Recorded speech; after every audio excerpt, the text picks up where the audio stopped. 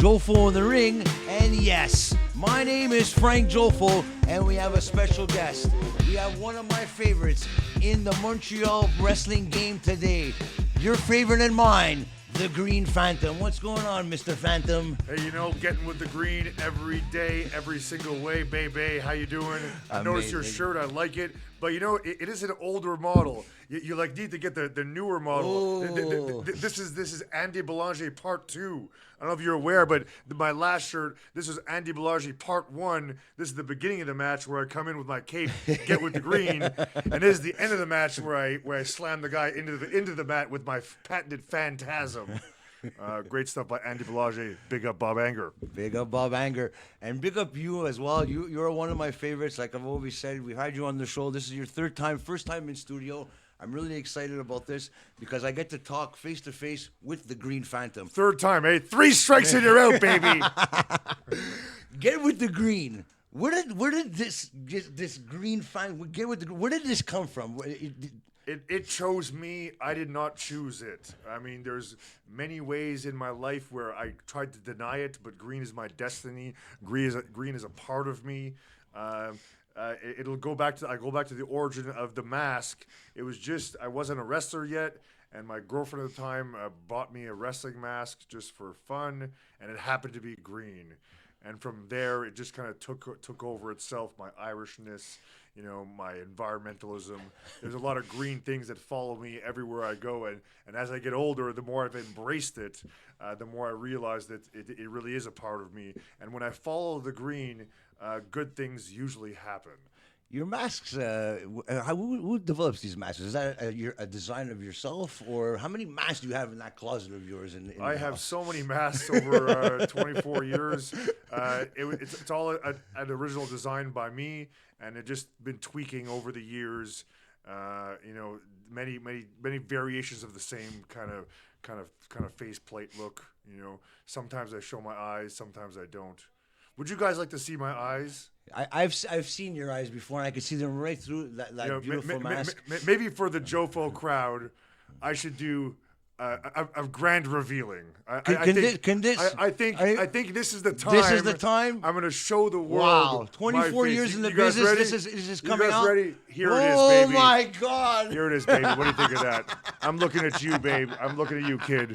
I'm looking at you. There you have it. For me, I was there when you won that Canadian title. You did the trifecta. You have won every single title in IWS up to this point. What's your favorite moment in IWS? Is it winning a title? Is it walking that aisle and feeling that crowd when you come out? Because your fan base, and like I've said many times on the show, your fan base is one of the top in the game today, and they love you. And I remember there was one event that I went to, and a random guy saw me in the front row, and he said, "Do you want to be involved in the Green Phantom's entrance?" I'm like, "What are you talking about?" He's like, "Yeah, we have some streamers and that." And I go, "Wow!" I get to be involved in this entrance with the Green Phantom. And I was so excited. How happy are you to be like everybody loves you, man? What's the love behind the Green Phantom? I mean, it's just it's the best drug, man. You asked me about my favorite moment. It's almost every time I come through the curtain, the energy that I get slapped with is just incredible. It gets me going hard, man. It's like The Rock does, the hair on his arm. It's the same thing, and the bigger the show sometimes, like the last date we did at Olympia, man, it was one of our biggest crowds. And when I came out, even though I didn't have my full entrance because it was the style of match it was, the roar, the ovation was big, and I'm so appreciative. I love this. It's very validating because some people aren't fans of mine, and maybe they should be. Shame on you. Well, because there's one thing you can never say about the Green Phantom. I mean, I always bring it. I always put on a solid match. I always have moments where people are like, "Wow, that's cool. That's amazing." I feel that energy. I think I do a pretty good job as a pro wrestler.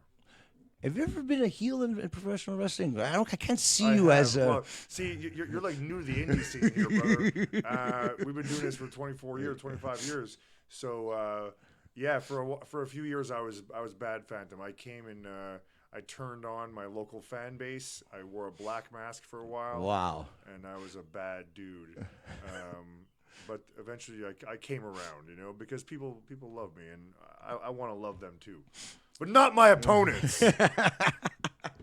We've had Manny on the show, the corner of IWS, very good friend of yours, obviously. He was there at the beginning of IWS. And for me, I love PCP Manny because it just goes to show that this guy loves professional wrestling, and you'll give up his body for this sport and this industry. I remember the spot. I remember the spot. How many times have you thrown Manny off a balcony in your career? Do you remember how many times you've thrown him off a balcony? Well, Were you one of the first ones to throw him off a balcony? That's what I wanted to ask you. You know what? I took him off a balcony with me. I DDT'd him off a balcony. But as far as I'm throwing him, I've never actually thrown him off. I've seen it. I've been in matches. He's got thrown off the balcony a whole bunch of times. Is that the clip where the tables are on fire? Yeah, it's my greenhouse DDT off the second floor through some flaming tables. Check it out on YouTube if you want some crazy lunatic shit. Yeah, I mean, me and Manny have different styles of wrestling. I mean, we both put our bodies on the line. He's more extreme in the sense that, and in real life, not just in his promos, that he's in there not to just end his opponent's career, but also maybe his. Yeah, I think sometimes he forgets that he retires. Eh? Yeah. What's the story? He's getting hit in the head too many times. Well, he's PCP crazy Manny. Takes some shots to the head. Takes some, all kinds of stuff through his life. So yeah, he can forget where he is and not realize he's retired. And I mean that's where we like him. We want him sometimes in the ring when we need someone to do something crazy. Call him the old meatbag Manny. Always ready, I guess. Hey, Manny. Oh man! And how did you, like, for IWS? I know it's been over 25 years that the IWS has been around. A great promotion here in Montreal. The greatest promotion. And you know what? You never know what you're going to see at IWS. That's why I love IWS. How did that whole conversation come about where I'm going to join the IWS? Well, it was just I had to, right? I joined like the third show or something. So if there's Founding Fathers, Dawson College days, like, or well, they had one show at Dawson College, and then they got kicked out. One show at Wally's, and by the third show, I was on it. Wally's Pub, man. Yeah. Wow. So and it's my origin story, really. I heard Mike Patterson on the radio, crazy fucking Manny at the Wally's, crazy wrestling. I'm like, well, I just got back into wrestling. I love wrestling. I'd like to see this, but also PCP Crazy Manny. I know a guy named that.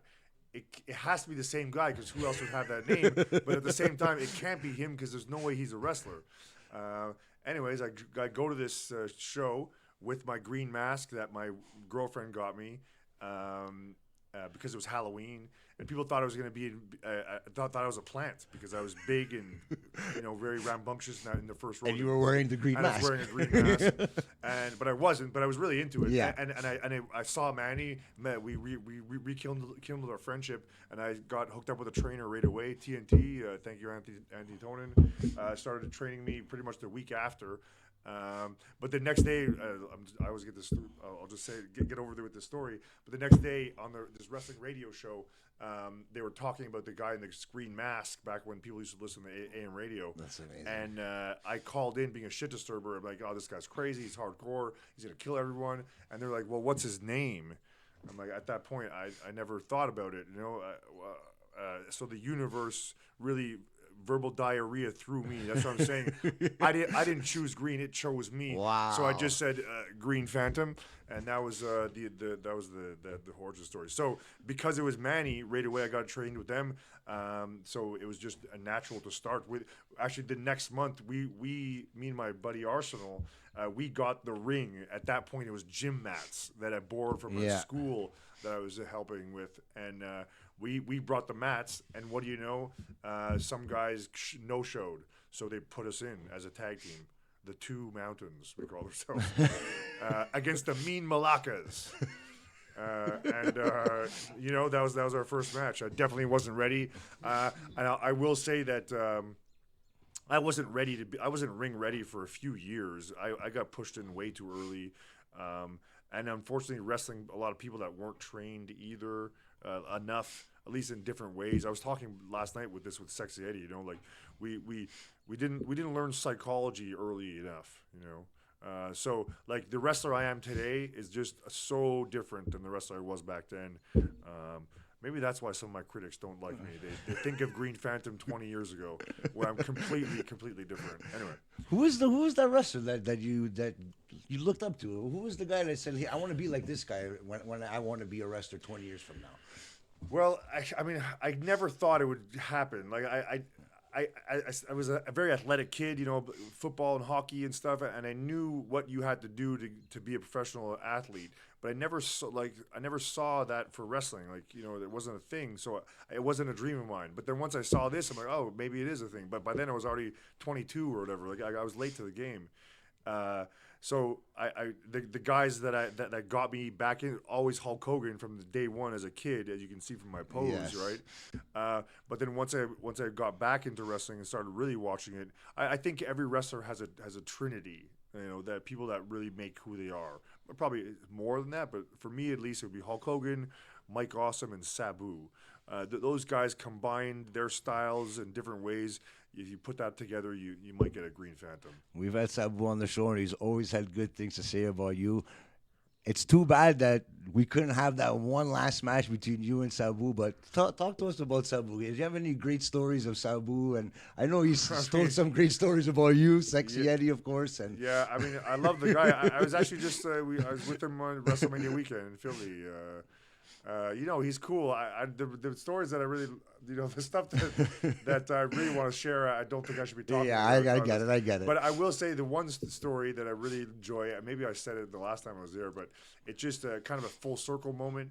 So I broke my elbow years ago in a match emulating Sabu. I did the triple jump. So I'd hit the rope, jump on a chair, jump on the top rope, jump to the outside. Wow. This particular time, I hit the rope, jumped on the chair, jumped on the top rope. I was gonna hit. There was a lying in wait, Kevin Owens or Kevin Steen back then, and but that time I missed somehow the top rope. I didn't concentrate enough, and I went head over heels, and I broke my elbow. I missed the table completely. Just I hit the concrete and broke my elbow. So I'm like, okay, I'm never gonna do that move anymore. And then what do you know? A couple years later, I'm wrestling Sabu. And he has me set up for the triple jump, but in a different way that I'm in the ring. So he's going to do the jump on the ropes, hit the chair, ropes, moonsault onto me, right? Okay. But he hits the chair, hits the top rope, and then falls to the outside. So I'm there looking, and he's selling on the outside, and I see the chair there. I'm like, oh shit, I think I got to do that move again. And it's his move, you know, and it's his move. So like, oh shit, what do you know? It's fate, it's destiny. I hit the rope, jump, triple jump onto Sabu. It was like, wow. And I thought it was an amazing spot. Sabu thought it was good too. But PCO, after he comes to me, he's like, hey, is Sabu pissed at you? And I didn't think about it, but then I realized why. Because when you do another guy's move to him, you know, it could be construed as like you're bitching him out.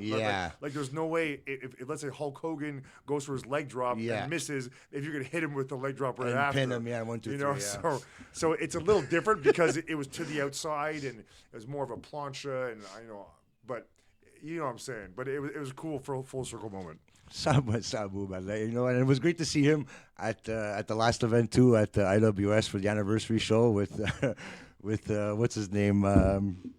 His manager. Why am I Bill Alfonso. Bill Alfonso as well. I drank with him all day on WrestleMania Sunday. me, him, and Nate Webb. It was good times. Have you ever heard that whistle live? Tons, man. Yeah? Tons. Yeah. He's. I mean, I'd say we're buddies now. We hung out enough together. Did you ever go to WrestleMania weekends? You know what? I was telling Bruno that's something that's on the bucket list. After seeing this WrestleMania, I think I have to go to the next one. What you got to do is go to the Comic-Con. Sorry, not the Comic-Con. The WrestleCon hotels. Enjoy the whole week festivities, right? But the WrestleCon hotel, it's so imperative that you stay in that hotel because all of the wrestling universe that's anybody stays in that hotel. At the bar, at the restaurant, in the elevator, in the parking, you're always running into a notable in wrestling, whether it be Jim Duggan Yeah. to Sabu That's to amazing. everyone. It's just such a good time. If you like wrestling, man, it's fucking everywhere. It's a really good time. Next year, I don't know where it's going to be, but I'll be there. Yeah, they're talking about Las Vegas or Minneapolis. Yeah, One one of or the two. two. We'll see. Either way, I'll be at that WrestleCon hotel, and I'm going to be partying with the stars. It was a good time. This time, I only had 2 matches. I had one with ICW on the Friday night, which I think stole the show because I'm really good at deathmatch wrestling. I actually put the wrestling in deathmatch wrestling. And then Saturday night, I wrestled with GCW, and that was always a good time with Sexy Eddie. Good times. GCW, you know what? Like when they come to town, man, everyone gets excited. For me, I'm a big Joey Janela fan, and when I get to see him, it's always a good time.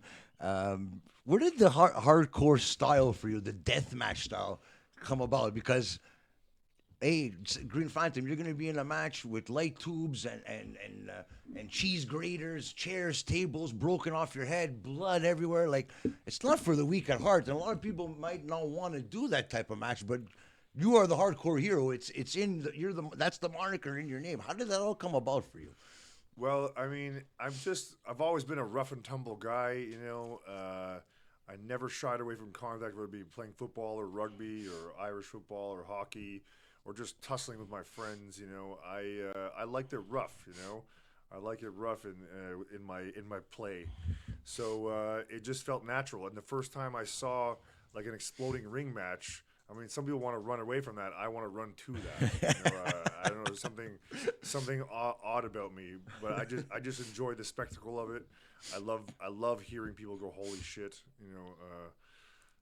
It's great. I don't know. It's something in me. I'm born to bleed, baby. When the blood starts flowing, does it give you like? People say like when that blood is flowing and you taste it, and it's some people say you smell it too. Does it give you that adrenaline? Like, give me more. Let's see where this could go. And I mean, really, I don't bleed that much comparatively to a lot of deathmatch guys, because I mean, one, I have a mask. I mean, I do have scars all over my body, Yes. but it's here and there. Like most of my matches are not bloody at all. Like last night, the past, it's really only when I get to IWS or maybe GCW, not even, but maybe it's few and far between that I really actually bleed. I pick my moments. I'm not a maimer. I'm a gamer. If you understand what I'm saying, in the sense that I like to. The art of wrestling for me is to make it look like you get maimed and not get maimed. But some people have a different view on their art form. It's all art. It's all up to personal interpretation. Yeah. But I like doing crazy shit.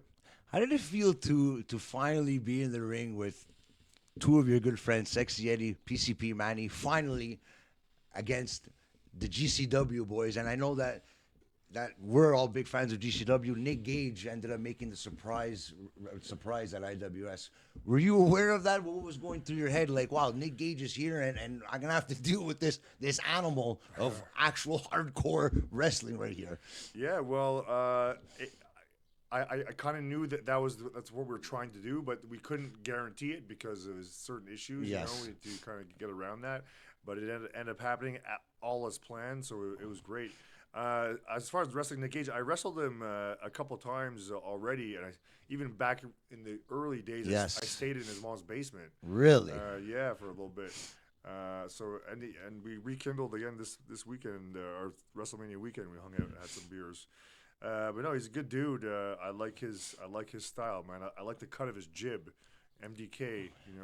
Good stuff. I'd love to see that one-on-one match one day. That'd be epic, man. That'd be epic. It would be super epic. He's such a pro, man. He's Love him or hate him, he's the god of this shit, as he says. He Yeah. really he entertains the fans like none other. People are so devoted to him. Maybe I guess maybe the Montreal fans are like that for me too. Yeah. Maybe me and Nick Gage can draw some similarities. I think we both do death matches in a sustainable way. In a safe way as well too, right? Because you know what, I mean, as we saw in the past, PCP Manny had that fluke accident when he had that match, and it was right off the bell, and you can't predict these things. And It just goes to show like anything can happen in a wrestling, especially Yeah. when you're doing death matches. Well, when you're playing with glass and falling from heights, it's not safe by no stretch. But there's ways to do it where you don't die necessarily. And Okay. I think I'm after almost 25 years, I'm a master of that. I really, and Nick Cage is one of those too. That I can keep doing this shit for a while. Do you get goosebumps every time you walk into Olympia, knowing that? Wow, it's like, oh Jesus, that Yeah, man, balcony is. I mean, I honestly, the last couple times I wanted to do a balcony spot, but Manny's like, no, it's my gimmick, so let him do that. But I still have a balcony left in me, man. Really? I'm game. Yes. I just have to need the opportunity. Be given Perfect the opportunity timing to do it, and. We have a balcony at the auditorium. Maybe. We're done. Maybe. Yeah, I'm not sure. Love to see that, man. Love to see that. But for me, I know that retirement is not in your future right now, but eventually, all things come to an end. Have you ever visualized who would be your last match in professional wrestling? Is there someone that you would love to wrestle for that last match as the Green Phantom? Nope, nobody. Because I can't foresee a last match. There's no reason to, right? Yes, sure, all good things come to an end, but I mean that'll be the end of my life. Like I'll die. Oh, now he can't wrestle because he's dead. Okay. That's what'll happen. Because there's no reason that I can modify my style. I mean, I'm in great shape now. I'm in the best shape of my life, actually. Maybe sometimes a little slower running the ropes, but not even really. I'm in the best shape of my life. Like I'll take on anybody. Most people my age would love to be in my shape.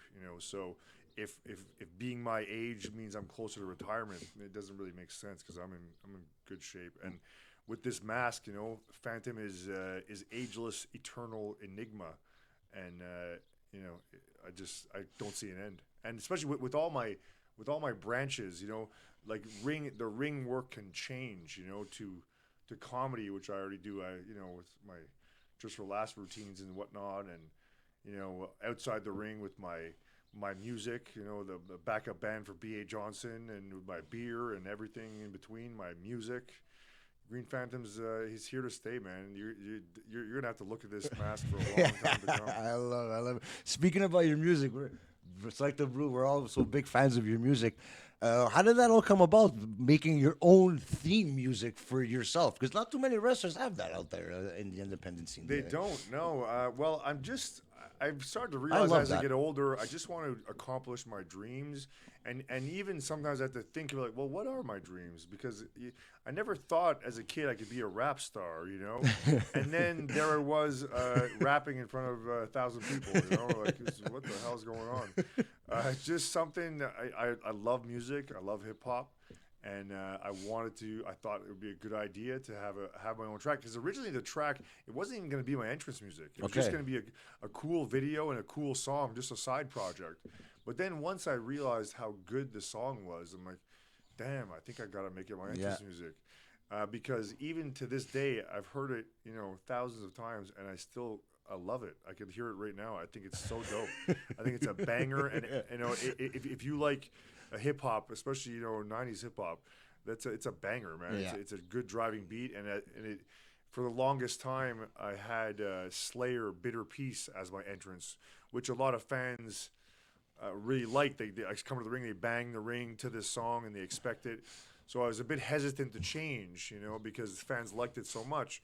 But then I realized, like all things, you have to kind of evolve. You have to change, even something as good as my music.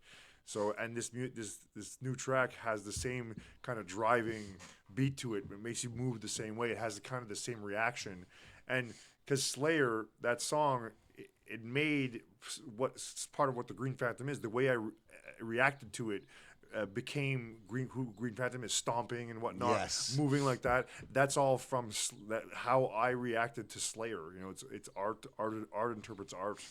And so, because it made who Phantom is, it was hard to necessarily change that, but I did, and it worked out. It worked out great.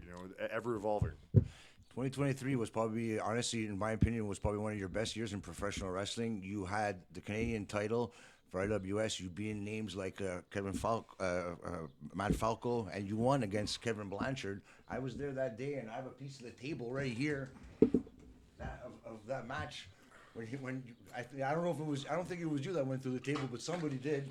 But winning that match, I was so happy for you because you did the trifecta and you won all the titles in IWS. Grand Slam, the baby. Grand Slam, baby. And the fans love you, man. And there's people dressed up as you, and I just, it just goes to show how much of an influence you are on professional wrestling nowadays. Is there maybe one day maybe being like a manager or influencing someone else to be the next Green Phantom in this industry, or what's That's possible. If someone wants to be another Phantom, I'll never say never to almost anything in wrestling.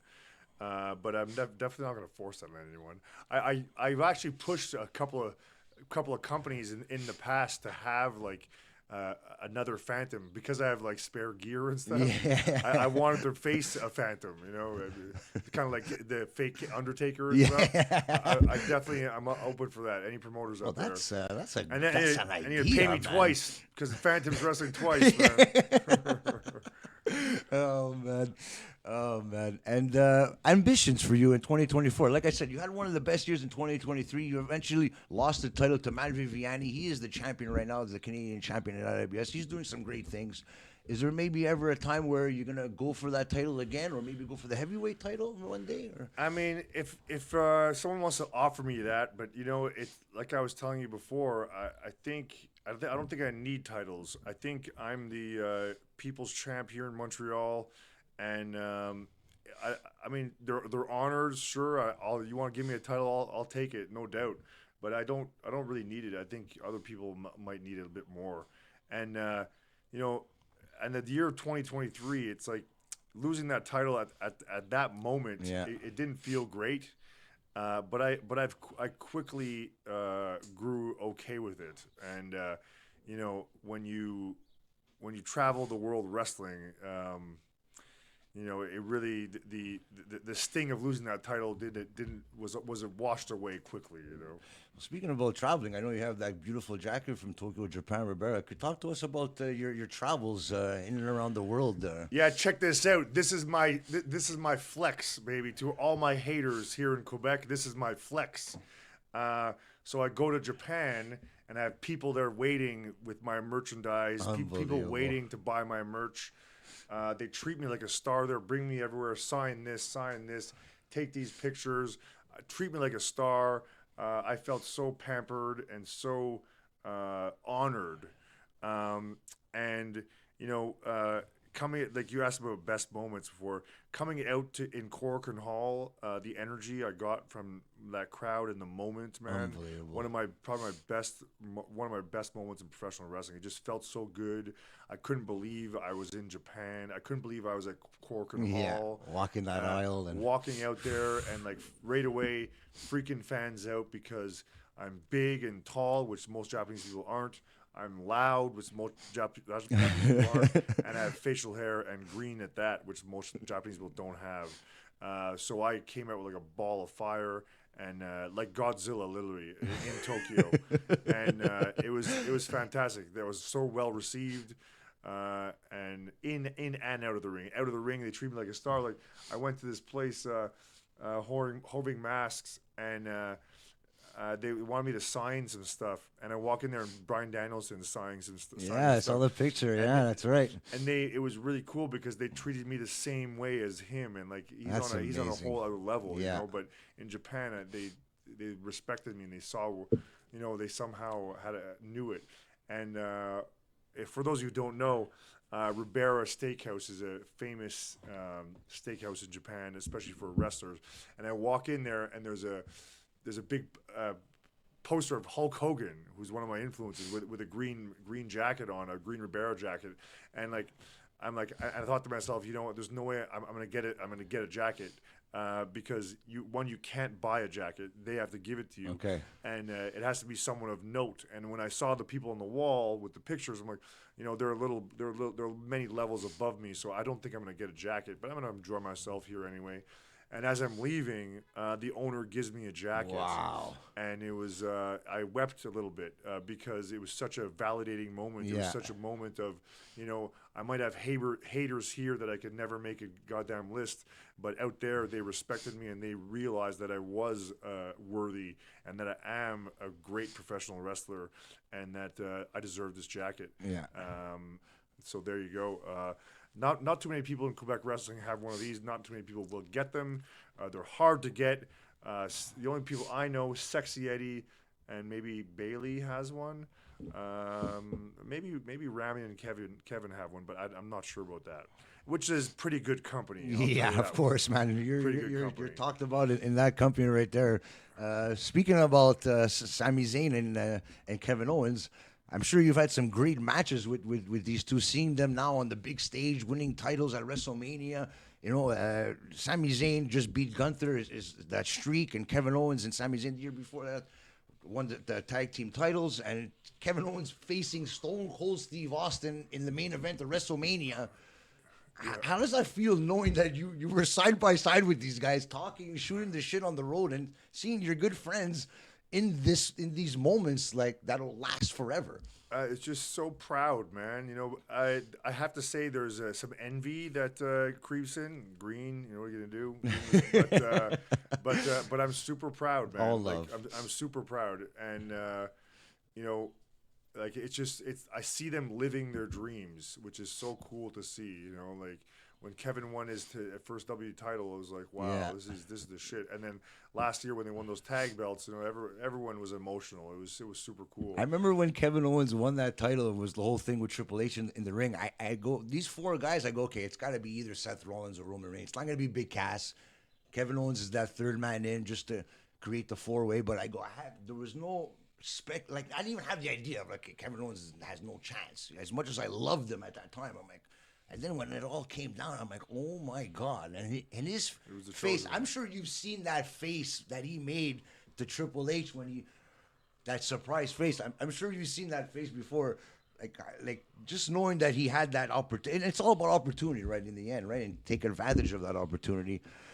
Just seeing him win that title was amazing. But do you have any stories of Kevin Owens on the road? Because I know Sexy Eddie's told us many stories of Sami Zayn and Viagra stories and drinking stories and that. But I'm sure you got some great stories of Kevin Steen, a.k.a. Kevin Owens, and Sami Zayn from back in the day in IWS. Yeah, I mean, they were so straight edge in the sense that all it was about was wrestling. There was nothing else about wrestling. I mean, Rami a bit more music also, but Sami, you guys know, I'm sorry, was more. He had music too, but they really just wrestling. And people ask me, what's the secret to people's success? I'd say you have to eat, breathe. You have to be like these guys, dedicated completely. I mean, not that thing crazy, I mean, Eddie remembers crazy stories. I mean, I remember feeding Rami some applesauce, him sitting on my lap.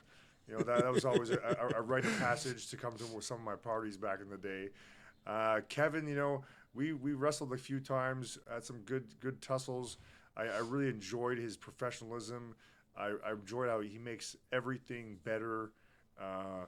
So goddamn smooth in the ring, Sex said he called him the Rain Man of professional Yeah, he wrestling. kind of is. He's in the, yeah, I'd say more Bailey's the Rain Man now, but he's on a different level.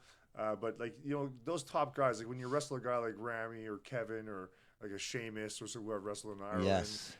these guys they're just smooth on another level, and that's what I retain from being with them in and out of the ring more than anything. Is just their dedication to the sport and how good they are at it. And ambassadors for people in this country, in this province, in this city to say, hey, if these guys could do it, I could do it too. If I put the work in, you never know what could 100%, happen. man. They're proud, and then they're proud to be from here, and they represent that flag super well. And I think of them often because I mean they're the thing that brings you to watch WWE more than anything. But also, when I'm traveling the world, and usually I end up with a Canadian flag spot doing something in Mexico or Japan or the States or whatever, and I enjoy representing, and I hope I can do it as well as them. I think I do all right. Yeah, I think you do, man. I think you do. And speaking about Speedball McBailey, I'm sure you've had millions of matches with this guy. He's doing some great work on the independent scene, obviously in TNA, and it seems like he's wrestling literally every single second of the day. Like it doesn't Yeah, stop. I think that doesn't stop. WrestleMania week, or you wrestled 10 or 12 times. Yeah, Like, yeah, it's insane, man. He's a robot for that, and he does a style that's very fast paced and not easy, you know. So he must have took a few days off after WrestleMania weekend, to say the least, to chill the hell out. But he's on another level. I hope it doesn't catch up to him. I think I would love to see him with a major title one day. I know he had the X Division title for a bit, but Yeah. but I would get to see him with a world championship one day. Yeah, I mean, depends. You know, some people out wrestling has changed, so there is a market for a guy like him. You know, I think it could happen. But you like you know what? And I was just thinking about this right now. Like what you said is the belts, the titles don't really matter. Don't make the person. Don't make the wrestler. And you kind of see he never has a title, but everyone keeps talking about him. Yeah, so it just goes to show how passionate and how good he is at what he does. Yeah, he has great matches. You know, speaking of great matches, within that style, you know, Yeah. I just saw. Will Ospreay against Bryan Danielson. Oh you my know? God. And there was no titles there. No. And they don't need them. No. You know, in that sense. And it was a great effing match. Are you one of the guys that says, you know what, I need a story to be invested into a match, or just let's watch this match and let me enjoy it for what it is, the wrestling part? I think there's it's never black and white. You know, wrestling is art, and art is in the eye of the beholder. And, you know, like you say, let's say someone says you like music. Well, that can mean so many goddamn things, from death metal to classical. Can you say you don't, you know, there's merits to both, and there's good things in both that you can appreciate, you know. Even some, like, the worst matches ever. Some people enjoy the worst matches ever. That's their thing, you know. I like the shittiest match ever. That's my favorite, you know. So it can't go one way or the other. I will say, however, for a really deep emotional connection, the long-term storyline really does well.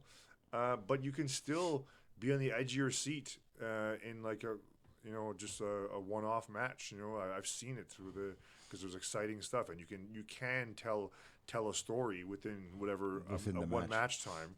But there's certain stories you can't. So it's just different stories. You know, it's like.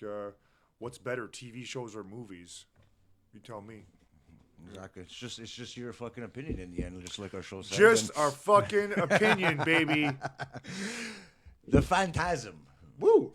I saw that Phantasm for the first time. It was Phantasm, baby.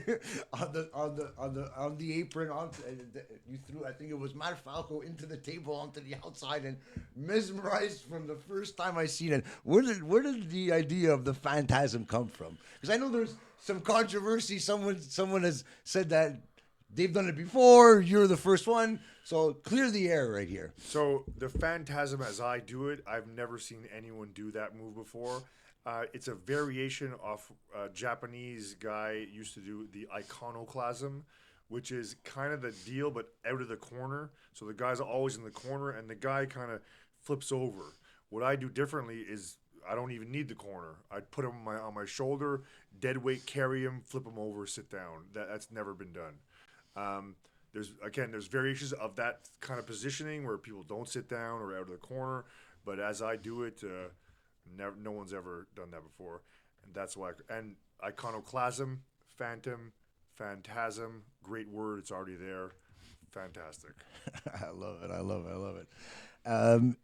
Now the IWS. Now I see a new new crop of wrestlers. I want to get back to my moves, okay? Because Go for it. There's a people don't realize this, but I have many patented moves. Really? The Phantasm would be one of them. The Phantom Menace is another.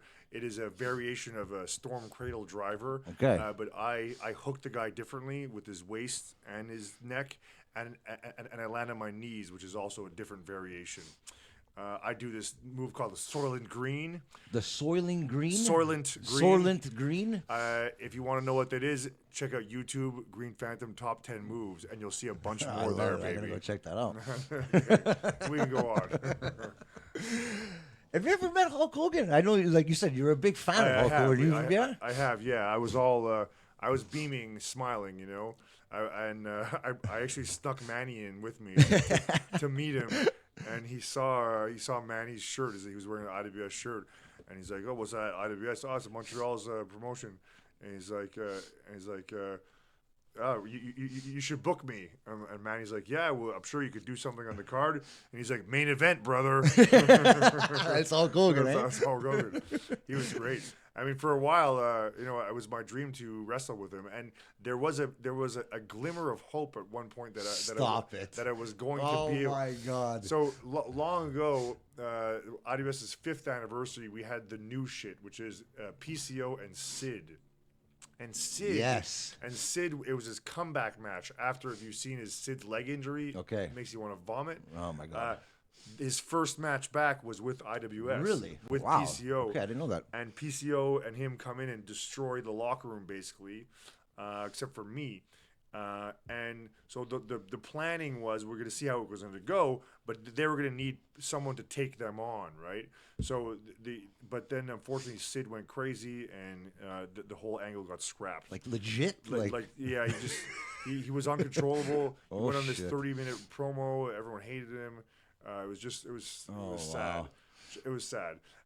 So that whole angle got scrapped. But the idea, the skeleton was going to be within a couple of matches at the Verdun Auditorium because Hogan was independent pretty much at that time to have me and Hulk Hogan against Sid and PCO. Wow. That was going to be the match, but it was pipe dreams as we saw. It was pipe dreams. Is there anyone else you'd like to wrestle from back in the day? I know like Tommy Dreamer was a big IWS guy back in the day. Is there someone that you would like to rekindle the moment with? Yeah, I tagged with Tommy Dreamer. Me and Eddie tagged with him. To wrestle, honestly, it's just guys, like pipe dream stuff. It's not going to happen. I mean, Hey, you know what? I'd like would to you wrestle ever The Rock. thought you would have been able to wrestle Hulk Hogan and it was that glimpse No, of... You no. never know, man. You never But know. again, I get it. It didn't happen. I mean, there's so many legends out there that I'd love to wrestle. There's so much talent. The depth of talent is so incredible, and there's so many cool things to do with so many different wrestlers. I'll take them all on, baby. You think Sabu could be in the Hall of Fame one day for his accomplishments in this sport? I mean, he doesn't really give a shit. He's said that on numerous occasions. He said it on our show as well. He said it on your show as well. And because he keeps saying it, every time he says it, his chances are less and less. I mean, does he deserve it? Of course. I mean, he's an innovator. He's an innovator, but he doesn't care. And even when I was there at WrestleMania weekend with my buddy on the Sunday, went to GCW, was doing an Independent Wrestling Hall of Fame, and he was scheduled as one of the recipients, and he was in the building and he didn't go. He was in the building, he didn't go. It's a Sabu move, but I know it ended up working out in the end. He ended up giving back his deposit. Sure, but he's still in the Hall of Fame. Well, he was getting shit on Twitter and everything. He was like, "Shut the fuck up! Like, leave me alone!" Like, he ended up with Mr. Lauderdale, and he ended up clearing the air. And it's fine. Like he gives money back, cool. But the thing is, it's funny because when someone puts you in the Hall of Fame, you're in it. Like his picture's there, whether he wants to be or not. He's nominated. He's there. So you just thought it was like a welcoming gift, and you didn't have to show up, kind of thing. You think, or what do you think? He just didn't care enough. He kind of big timed him, I guess. Refresh my memory. Has RVD ever been a part of the IWS? Yeah. I managed him because at the time I was still coming back from my knee surgery. You got injured? I can't see you getting injured. I got injured catching a guy in the ring. The ring boards were a little weird, and I blew my ACL. Oh wow! So I was out for a while. Anyway, so one of my first duties back, I was managing RVD. We got the whole 420 thing going on, and we vibed very well. We hung out very well. I was also his driver around Montreal, so we bonded. I saw him wrestle Bailey actually. Yeah, man, I have never thought I would see that. Like it was a show that I just got a ticket for it, and I didn't know any of the card. And you were there live for that match. I was live there wow. for that match. It was fun. It was a good time. Um, Damn, his wife's hot. oh The man. whole effing show, baby. Way to go. Speaking about GCW, I know that you've wrestled people in GCW in Montreal, and I know that you've went to the States to wrestle in GCW. I know there was an ovation that you got one time. They were telling you, please come back, please come back. Is there ever a time where you're going to be coming back to GCW, or is that just a one-off shot? I would love to, man. I'm always open for it. It's all about Brett, you know, and what he wants. I know fans want to see me back, you know, but he's just overloaded with people that he would want to work with, and it's a bit weirder too with the work visas. So he might not want to put in the effort to bring me in as often as I would like. But whenever he comes to Canada, I'm always part of it. Like in Toronto, I'm always part of those shows, and well, obviously Montreal. We never know. I'm definitely I have a few good years left in me. So I was in Tournament of Survival last year. I thought I had a pretty good showing, but it doesn't look like I'm in it this year, unfortunately. But we'll see. Sexy Eddie. Now, we've been advocating for him to win a damn fucking title in IWS for fucking so long. It's been the longest time.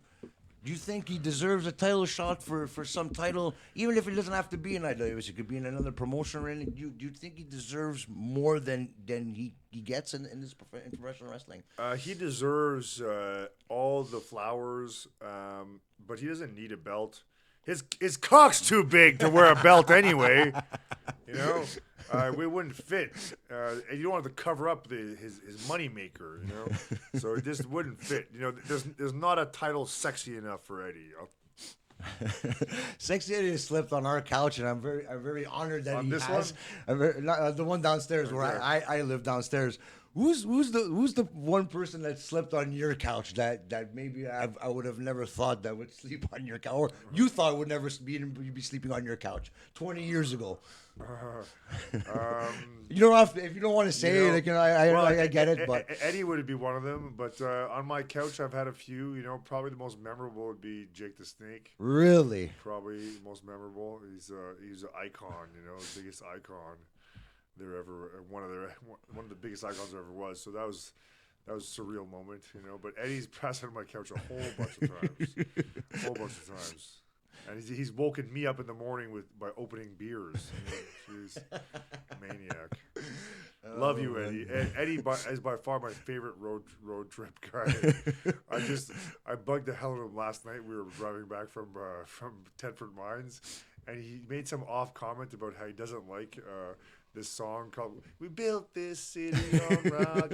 So because he said he didn't like it, I played it the whole ride back. 2 hours, baby. 2 hours of that song just to fuck with Eddie. I love you, Eddie. So if nobody knows, just a couple weeks ago on WWE, you were one of the security guards for the big melee for Liv Morgan and Rhea Ripley. Yeah. How does it feel to be like backstage at a WWE event? In that position there, where you know a couple of people back there, but just being on the show live and people saying like, "Hey, there's our friend the Green Phantom." Oh, it's super fun, you know. Like that's kind of bucket list stuff. Like in some way or another, I've accomplished my dreams. If I say vaguely, you know, I would love to appear on Raw. I'd love to appear on SmackDown. Like these things happen, you know. Maybe not in the role I would have envisioned, Of course, as a kid, but you know, just to be there, be part of it, you know.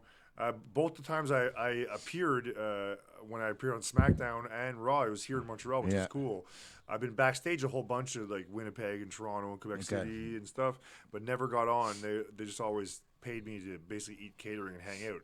And it's really fun because not only you get to see how this all goes, you know, this thing you've been watching your whole life, but you get to hang out with people and like, you know, when Kevin or Rami or different people are there and they treat you like colleagues, you know, it's really fun and it's really validating, you know. Like I couldn't believe that Sheamus remembered me because I wrestled him before his WWE days, so that's like a long time. That's amazing. And he has a different life since then, and he remembered me. MVP still had my T-shirt from when I was in OVW with him way back Wow. when. He still had my T-shirt. I could not believe it, you know. And of course, Tyler Bate came over to my place and hung out when I was in Scotland.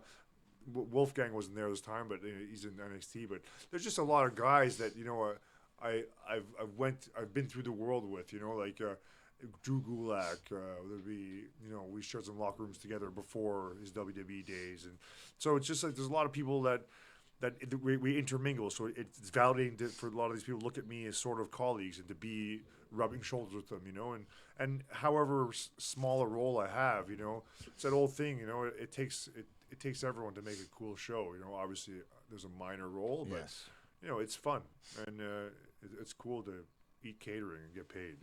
How does that all come about backstage? Like, obviously you don't know what you're going to be doing when you get there, but when that call comes, it's like, okay, you're going to be the security, or you're going to be involved in the background or something. How does that all come about backstage at WWE? Well, you as an extra, you're just kind of waiting there and hoping that they want you to for something, and because wrestling's so fluid, like a lot of the stuff planned kind of last minute. So you just get that call, and then here we go, and then it's like jockeying for position. Because sometimes not everyone gets used. This last time was good. Everyone got used. I mean, Stephen Baines ended up catching the shot from Rhea Ripley. So when the spot's being planned out, you're kind of jockeying for position, hoping to get like a cool spot, but it's just kind of random because we don't know what's going to happen. So they just kind of place us, randomly, and it's kind of neat to see everything, the show developing, the matches being produced, before the show, and I always find it fun too, being a big guy. I mean, most of the stars, like Rhea Ripley looks huge on camera. She's so tiny in person, to me anyway. I can imagine Finn Liv Morgan there. You standing next to Liv Morgan made the whole. I mean, besides like the whole Judgment Day, besides Damian Priest, I'm way bigger than all of them. And you overpower them all. It's funny, it's a weird perspective you see. So you see these people in real life, how they really are, It's crazy that we had Rey Mysterio on IWS, and then years later you're in WWE or in the backstage, and you have Dom Mysterio there. And how cool was that? Yeah, and that's one thing about Dom. On TV, you hate him. In real life, he looks nice. Like something like I don't want to punch his face off. Where on TV, I do want to punch his face off. It's interesting how that works out. That heat that he gets, like it's great. It's a good time. It's great, man. Like honestly, man. And speaking about that, like when you look back at it, and like I'm sure you have DVDs, VHSs of IWS from back in the day, and you guys were the originators of that. Did the DVDs and the VHSs? Joey Janela said it himself. He goes, I got into IWS because of the DVDs and the VHSs and that. And the crowds. And I remember you were talking about it before when you used to come out, people used to be on the ring. Yeah. I mean, you never see that. You never see that. How did that all? Well, because it was so. Was that planned, or was it like no, just like? It was fans who organically did that because the main thing, we didn't have guardrails because we were just poor, right? It was low. It was basically low production value, so the fans were just there and they heard certain things and they got excited and pound the mat. It's a great time. But those DVDs, that's a whole other story, man. Like that's a huge reason why I got to Japan and got to Mexico. Because the people were there waiting for me to sign IWS DVDs, really. In Mexico, I signed a few IWS DVDs, even a tape that someone, that's how they knew of me. When I went to Japan, I went to this big wrestling store, and I bought IWS DVD. There was a match with Kevin I never saw, and then they had it on DVD in this wrestling store, so I bought it there. So that shit spreads, and there. When I don't put it lightly, when I say that the IWS is the best fed, that's the main reason for me is I'm good with my green, thank you. No problem. It's the main reason is it's worldwide spread, how the IWS has spread worldwide, it's really fantastic. Nothing else does that. Well, and this is pre-internet. Now it's easier to spread worldwide, but even still, we're already there, There's a reason we're on Triller, and there's a reason why, I go to the States and I hear IWS chants, and the reason why I'm somebody in the States is IWS, It must be so I'm sure you're very thankful. I know you're a very humble guy, but it's just like you're a trailblazer, and you're someone to look up to. You've done this. That's because I'm tall, brother. You've done this for many years and everything, and I'm sure maybe one day, like, do you ever think of maybe being a coach or a teacher at like the AWS dojo to show everybody like the Sure. ropes and see, you know. Sure. The thing is, the only thing is that I'm not. I am a teacher naturally, and but I was never that technical guy myself. So if I'm gonna teach someone something, it's not technical wrestling. But I do when I'm at the dojo and I see stuff. I comment. I give little advice here and there, and I don't want to step on anybody's toes. But usually now, actually almost always, I'm the oldest guy in the room. Definitely the oldest guy in my match, and usually twice the age of the people that I'm wrestling. So there's a certain role there that comes out, an educative role that I take on regardless. And people, at least the good wrestlers, ask me what was good about this match, what was bad about this match, what can we do. There's nothing like a young kid coming in and telling me how this match is going to go. Listen, son, this is my house. But there's a lot of great prospects now in IWS. I'm sure there'll be future champions. We're big fans of Stephen Maines, and Stephen Maines is doing some great stuff too. And there was the match where you had against, if I'm pronouncing it, Maniac Merides. Yeah, Merides. In that table match that he stole your title and you had to regain it back, but you were obviously the champion. That was another great match. He's another up and comer too. That I really I think a lot of people should focus a lot more on him because he's got the look and he knows what he's doing in the ring, and he had a great match with you that time in the I'd Bay say Mathieu in the swimming pool. I'd say two of the best matches of his career have miraculously come from me. Coincidence? I think not. No, I love that guy, man. He's good. He's good in and out of the ring. Solid guy. I wish nothing but the best for him. I'm not sure the issues why he's not in IWS more, but yeah, he's definitely someone to watch out for. I mean, he's not a spring chicken anymore. He's been around a while. Yeah, maybe. Well, it's not a spring chicken, and I have to bring it up. When are we going to see that match? Jeremy Prophet versus Green Phantom. I know I've asked you that every single time you've been on the show. I have to ask you again because I would love to see it again. I would like to say Jeremy Prophet, Black Dynamite itself, wants nothing to do with this smoke, baby. But the truth is he does. Because Jeremy Prophet he looks like $1 million. He wrestles like $1 million. And he'll take on all comers, even this big green Godzilla machine. So anytime someone wants to book that, I'll knock his fucking teeth out, no problem. There you go. Bring it on, Prophet. You and me, baby. Shane Hawk, I know he's not wrestling anymore right now. He's more behind the scenes. But what does Shane Hawk mean to you, knowing him for all these years, going through the ropes with him at the IWS? He really cares about the IWS.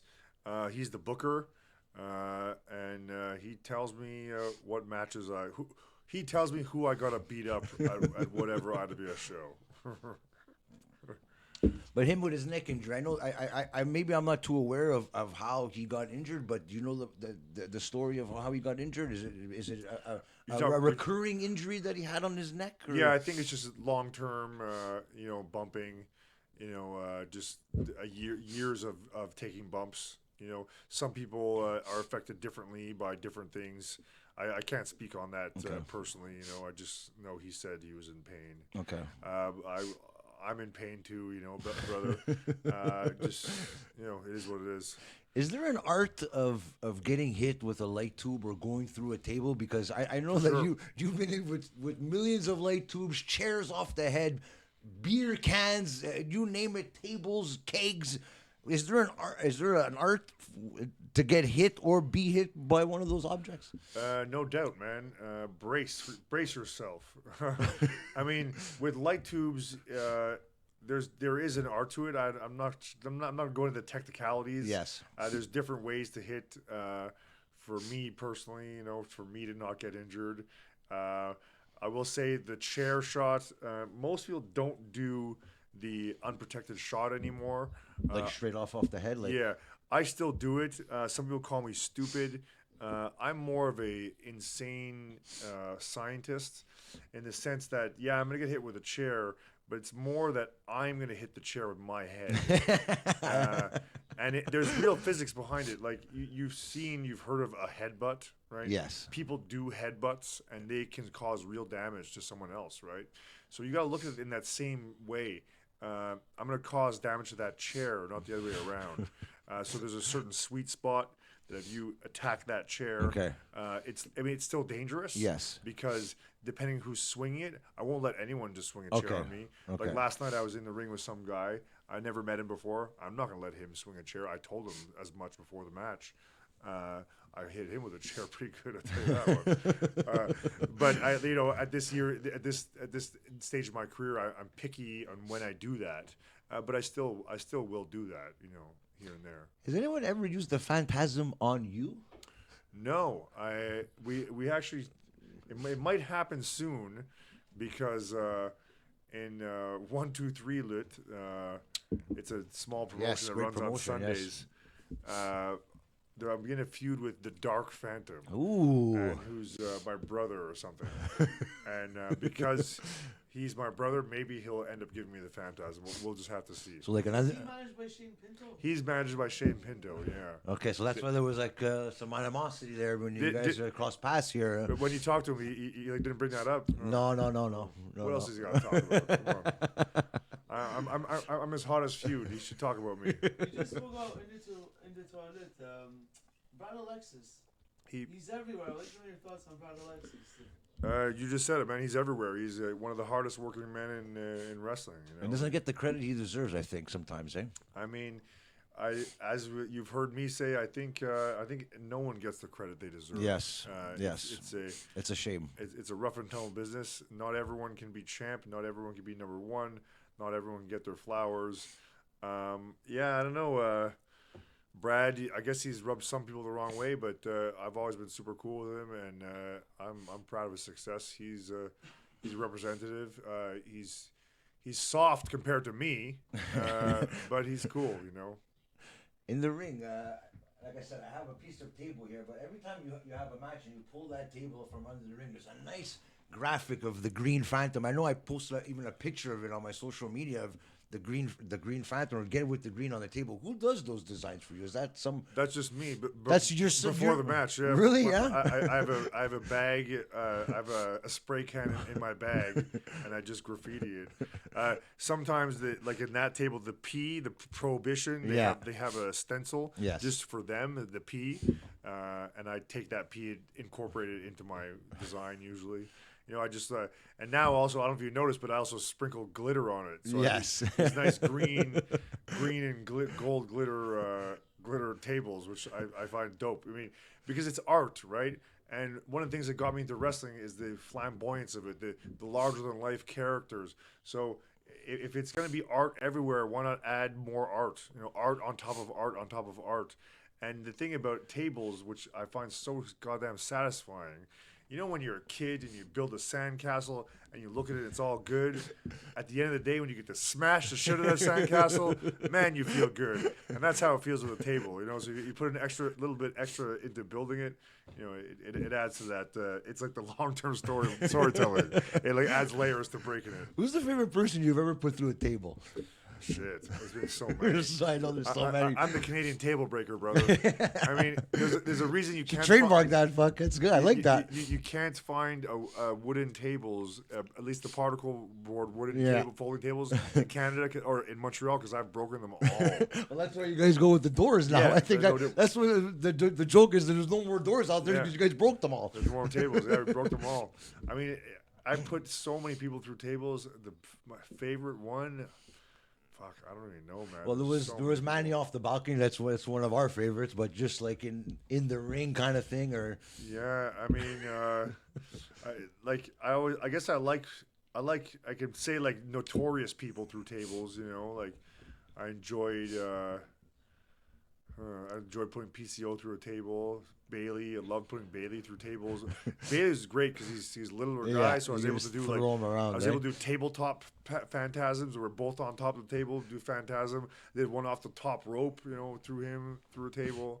Is that when you were on top of the the table on the top rope. Yeah, and there's one with That Bailey. was the Merides match. I remember We did that seeing too, you yeah. then, and I was like, "Oh my god!" I go, "The things that could happen here, just Yeah. one slip here, And one the slip table's there." wobbling like crazy. Oh my god! And your But- balance yeah. is so like But with- I envy you, man. You're But with you're Moretta's, unbelievable. the move wasn't quite smooth. It wasn't what I would consider a good Phantasm. Okay. It worked, but it wasn't quite technically the Phantasm because he had his arm stuck in a weird way, and Okay. I couldn't hold it any longer. I was going to fall to the outside, so I'm like, let's just go. But when I did it with Bailey, it was a perfect Phantasm. Boom, off the top, Phantasm. But even like a big man like Matt Falco too is it's. He's the same size as you. I know you overpower everybody, but a Yeah. guy like that, I'm sure it's hard to give him a Phantasm too. What's the strategy behind that? I don't know. I could give that move to everybody. I mean, I've given it to 400 pounders. Big sacks of shit up on my shoulders. I've gotten them up. Just the way the move is, it's like I get all the weight on my shoulders, and I already carry the weight of the world on my shoulders. What's another man? You know what I'm saying? So I have them up there, and you just flip them over, sit down. Yeah, man. There's no weight limit that I've encountered yet. Anyway. Spray paint on your. No, that's what's the backstory behind that's that? straight up dye, man. People ask me, "Is you just do for shows?" I'm like, no, this is 365, baby. I'm getting with the green. You every live day. and breathe it, and you know what? That's it's very rare in the professional wrestling that after the show you're still the Green Phantom, and you'll always be the Green Phantom no matter what. Yeah, I appreciate that. I mean, it's something I've tried to build, my brand and my celebrity. In Montreal, I know I might be a C-list, maybe even a B-list celebrity. When I walk around To downtown. some people, but not to us, that's for sure. But just the fact that I'm in that conversation. And Yeah. So when I go out on the town, people know me and it's fun, and the beard helps them identify me, and it's always a conversation starter. It was a great evolution in my career. This came about during COVID, right? When I wanted to change something because something was going stale, and I just knew I had to do something different. And this green beard, it seems to really hit well. Like people like it. It's unique. It's different. It's cool. And it just goes I well. saw a couple years ago that when Mick Foley was in town for. You were a part of a comedy show, right? Is that something you wanted to do in the future? To do stand-up comedy? I know you're good friends with Walter Ling as well. Yeah, He's yeah. into that as well. Well, whenever the wrestlers come to town and do stand up, I'm open up for them. Like Jake has couple times I've opened up for him. Mick Foley a couple times I've opened up for him. Even Ken Shamrock came and opened up for him. And like I said, I had a 10-night stand at Just for Laughs with Mike Patterson a few years ago. It's something I kind of fell into because of Walter, and Mike Patterson kind of pushed me into doing that. And it's really fun. Like I appear with Walter all the time on his open mic stuff. Yeah. Oh, I love working with him. We have really good chemistry. It's a really good time, and it's a great evolution. If I'm physically not able to do certain things, well, I could always use my mouth and have the microphone and do some comedy. It's a good time. Well, you know what? Like that's something you could do in the future. You could even do it while you're wrestling. And like you said, eventually like you said, it'll never happen. But if it does happen that you can't wrestle anymore, knock on wood, at least you have something to go back on. 100%. And in that, you ever been a commentator for wrestling, or you have a kind of that voice that travels. It could work, yeah. I mean, I would love to be. I thought about being a referee, but I'm just too big. But when I was injured, I did commentary. That was kind of fun. But yeah, you never know. I mean, I'm open to doing anything in wrestling because I kind of have done everything in wrestling and can do it again better. At some point. I'm always open to anything, man. I'm ready to rock and roll, baby. Shake and bake, hang and bang. So what's next for the Green Phantom in professional wrestling right now in Montreal? In Montreal, just keep hitting it hard with the IWS, helping that out as much as I can since I'm a fan favorite there, and just hitting the indie scene. Like I'm wrestling every weekend pretty much somewhere in Canada or the United States.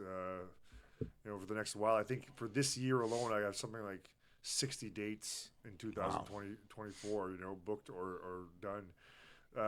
And 2023 was such a big year for me with like bucket lists being taken over with Mexico and Japan. So right now, I'm just kind of chilling and letting things come to me. And I guess my next big thing I'm really looking forward to, besides the IWS shows and GCW this summer and stuff, would be a great happenstance happened in Japan, because I was with this cruise of Americans, and one of the guys was Pondo. Anyway, his manager was Violent J of the Insane Clown Posse. Pondo, I've heard that name before for some reason. Madman Pondo. Anyway, he's Violent J was one of the Insane Clown Posse. Was his manager, and by association, he was in our crew. We were the Baka Gaijins, the stupid foreigners. And so I have this great picture of me and Violent J and Necro pouring beer on Pondo's head after he won the title in Japan in Corcoran Hall. Oh, wow. Anyway, to say that, what came out of that is that me and Violent J started talking, and I told him that I always wanted to go to a gathering. I don't know if you know what that is. Yeah. And it's a crazy party, and they have wrestling there. They still do that. They still do it. So they have it this summer in August something, and he booked me. So I'll be wrestling at the gathering. So I'll be able to be part of that, and be backstage and being treated like a star a bit. What city is that in this year? Somewhere in Ohio. I don't know, but yeah. So that's. I guess that's a big one I'm looking forward to this summer. That's amazing. That's good, man. And for that, like I said, we're winding down here. Tell everybody where they could find you on social media. I know you've said it millions of times, but tell us your promotions that you're going to be wrestling for, and promote whatever you want. The floor is yours, my friend. The floor is mine. It's mine, not because of your choice, brother. It's mine because I choose that it's mine. Green Phantom 514 Instagram is probably the best thing. You should buy some of my merch. I sell these masks. I sell caps. I sell these amazing T-shirts. And Belanger, big up. You can find it, DM me, or even Pro Wrestling Tees. Sell that stuff. I'd always come see IWS. It is the best product around. Exciting stuff. World renowned stuff. All eyes are on us.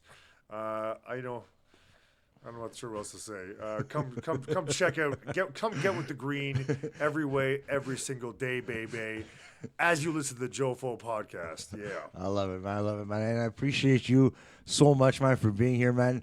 I appreciate everything. Go follow us on social media. Follow his journey. Follow him on social media. Follow him to another title run, please. And honestly, we're behind you 100%. You know we have your back here. Me and Selecta Brew at Jofo in the Ring. And everybody out there in the Jofo land, they love you, and you know what? We're going to be behind you 100%, brother. I appreciate that so much, man. And everybody out there, follow us on social media, support us, support this gentleman right here, the Green Phantom, the greatness in Montreal, Canada, all over the world. And remember, wrestling is life. So, Jofo, I'm a gargle a shot for Kurt Hennig, everybody, before we go. Oh, no.